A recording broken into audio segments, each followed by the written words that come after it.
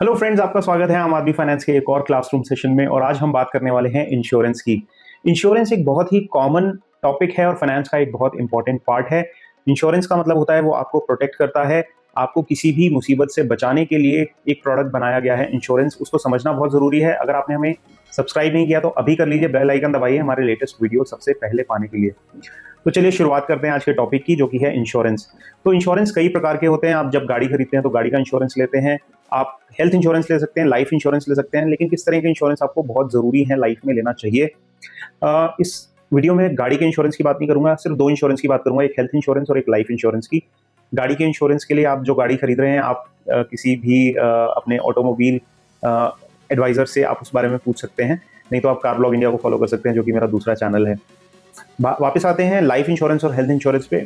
आपको अपना life insurance और हेल्थ इंश्योरेंस, ये दो ऐसे इंश्योरेंस हैं जो बहुत ज़रूरी हैं। हेल्थ इंश्योरेंस इसलिए क्योंकि आपकी जो एक फाइनेंशियल जर्नी है फाइनेंशियल फ्रीडम की तरफ, अगर आपकी किसी फैमिली मेंबर की तबीयत खराब हो जाती है, हॉस्पिटलाइजेशन या कोई ऐसा ट्रीटमेंट की ज़रूरत पड़ जाती है जिसमें काफ़ी पैसा खर्च हो जाता है, तो आपके सेविंग और इन्वेस्टमेंट्स को बहुत एडवर्सली अफेक्ट करता है। तो उस चीज़ से अपने आप को प्रोटेक्ट करने के लिए लाइफ इंश्योरेंस ज़रूर लें। अगर आप एम्प्लॉयड हैं कहीं प्राइवेट सेक्टर में जहाँ पे आपको कुछ इंश्योरेंस मिलता है, उस केस में भी आप चेक ज़रूर कर लें कि आपको और आपके फैमिली मेंबर्स को एडिक्वेट प्रोटेक्शन मिल रहा है उस इंश्योरेंस या नहीं। आप पर्सनली एडिशनल इंश्योरेंस ले सकते हैं उसके ऊपर से, डिपेंडिंग ऑन योर नीड। आज के टाइम में 5 से 10 लाख का एक पर पर्सन इंश्योरेंस फैमिली में होना चाहिए, सबके लिए, आपके बच्चों के लिए और आपके पेरेंट्स के लिए भी। Please ensure that everyone in your family is insured when it comes to health insurance. Second insurance is life insurance. अब life insurance के नाम पे बहुत सारे इंश्योरेंस एडवाइजर्स आपको बहुत तरह के डिस्गाइज्ड इंश्योरेंस प्रोडक्ट्स दे देते हैं। अब डिस्गाइज्ड इंश्योरेंस क्यों बोल रहा हूँ? क्योंकि वो प्योर इंश्योरेंस नहीं होते। जो प्योर लाइफ इंश्योरेंस होता है उसको टर्म इंश्योरेंस के नाम से जाना जाता है। टर्म इंश्योरेंस में आप जितना भी पैसा देते हैं उसमें से आपको कुछ भी वापस नहीं मिलता है। वो उस पैसे का या उस प्रीमियम का सिर्फ और सिर्फ एक पर्पस होता है, आपकी लाइफ को इंश्योर करना। उसमें कोई मनी बैक प्लान या फिर उसमें किसी भी तरह का कैश बैक इन्वॉल्व नहीं होता।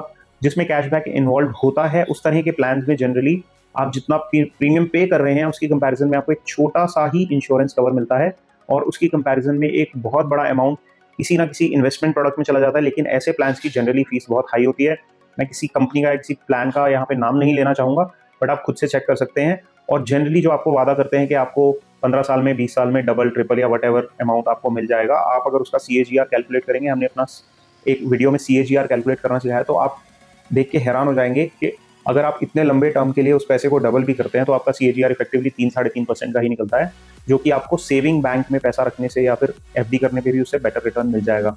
तो बहुत सोच समझ के लें जो भी प्रोडक्ट ले रहे हैं। चेक कर लें कि क्या आपको मनी बैक जो प्लान बेचा जा रहा है आपको उसकी ज़रूरत है या नहीं है।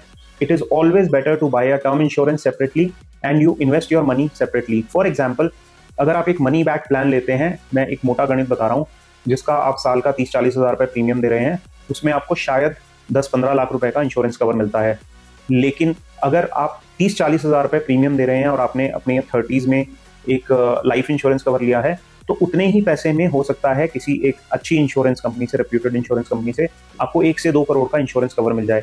अब इसमें बहुत सारे कैवियाट्स होते हैं, आपकी हेल्थ पे डिपेंड करता है, आपकी कोई प्री एक्जिस्टिंग इलनेस तो नहीं है, आप स्मोक करते हैं, ड्रिंक करते हैं, सारी हैबिट्स को कंसिडर करके, आपकी एज को और हेल्थ को कंसिडर करके, डेमोग्राफिक को कंसिडर करके ही आपका एक इंश्योरेंस प्रीमियम बताया जाता है।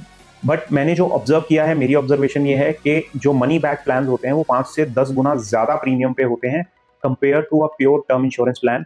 तो अगर आप इंश्योरेंस और इन्वेस्टमेंट को अलग रखेंगे तो आपकी फाइनेंशियल जर्नी ज़्यादा अच्छी होगी। आपको एडिक्वेट इंश्योरेंस लेना बहुत ज़रूरी है। अगर आप साल का 50 लाख रुपया कमाते हैं तो आपको जो है 10 लाख या 20 लाख का इंश्योरेंस कवर नहीं चाहिए, आपको कम से कम 5 करोड़ का इंश्योरेंस लेना चाहिए। आपकी जितनी भी एनुअल इनकम है, अगर आप 20 लाख कमाते हैं तो आपके पास 2 करोड़ का होना चाहिए, आप 50 लाख कमाते हैं, this depends on what is your earning capability. और आपके डिपेंडेंट्स आप पे फाइनेंशियली डिपेंडेंट हैं तो उनकी प्रोटेक्शन के लिए लाइफ इंश्योरेंस दिया जाता है, जिसको टर्म इंश्योरेंस कहते हैं। तो अपने प्रीमियम को कैलकुलेट करके बहुत सोच समझ के इंश्योरेंस लेना चाहिए, ऐसे रैंडमली इसलिए कि अगर मेरे को कुछ नहीं हुआ तो इतने साल बाद इतना पैसा मिल जाएगा। ये बहुत स्मार्ट इन्वेस्टमेंट डिसीजंस नहीं है। इट इज़ बेटर कि एक महंगा मनी बैक प्लान लेने से अच्छा एक सस्ता टर्म प्लान लेके जो बचा हुआ पैसा है उसको आप किसी भी इंस्ट्रूमेंट में इन्वेस्ट कर दीजिए, भले उसका फिक्स डिपॉजिट कर दीजिए, तो भी आपको बेटर रिटर्न्स मिलेंगे compare to money back type insurance.